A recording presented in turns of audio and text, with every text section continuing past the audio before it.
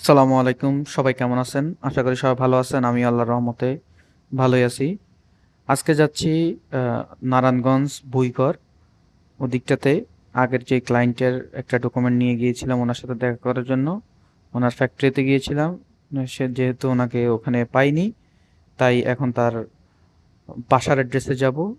নারায়ণগঞ্জ ভুইগড় রূপায়ণে, ওখানে ওনার বাসাটা।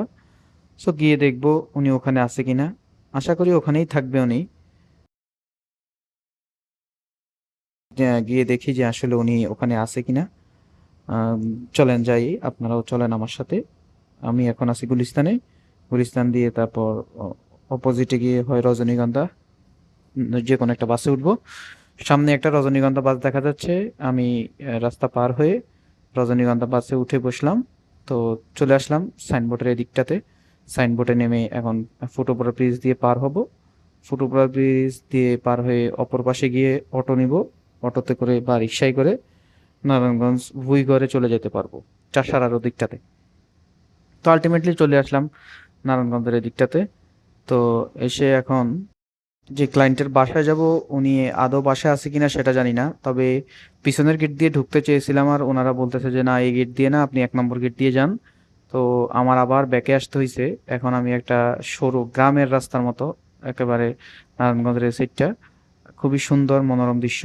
পাশে দুন্দুল গাছ লাগানো আছে। আবার একটা মাঠও আছে দেখা যাচ্ছে পুষ্কুনির মতো। এদিক দিয়ে সরু একটা রাস্তা চলে গেছে। আমি এদিক দিয়ে সামনে গিয়ে তারপর ফার্স্ট গেটে যাব। যেহেতু ওনাদের সাথে কথা বললাম, ওনারা ওই দিক দিয়ে ঢুকতে দিবে না। বলতেছে আপনি আগে গিয়ে আমাদের অফিসে কথা বলেন, তারপরে আপনি রূপায়ণের এই ভিতরে ঢুকবেন। যেটা বুঝলাম, রূপায়ণের এই দিকটাতে গার্ড ভাইয়া যারা আছে ওনারা আসলে খুবই ভালোভাবে ট্রিট করে। ওনারা কাউকেই, অপরিচিত লোক কাউকেই ঢুকতে দেয় না।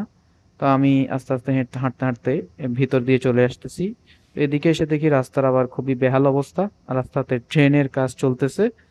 তো কিছু ভাইয়াদের দেখলাম ওনারা ইট বালুর কাজ করতেছে। আমিও সামনের দিকে হেঁটে হেঁটে যাচ্ছি, দেখি ওনাদের কাজ কিরকম। কাজটা আসলে দেখতে অনেক ভালোই। তো আমি সামনে দিয়ে গিয়ে তারপর সামনের গেট দিয়ে যাব। সামনের গেট দিয়ে গিয়েই আমি আপনাদেরকে দেখানোর চেষ্টা করব ক্লায়েন্ট কি বাসায় আছে কিনা নাকি।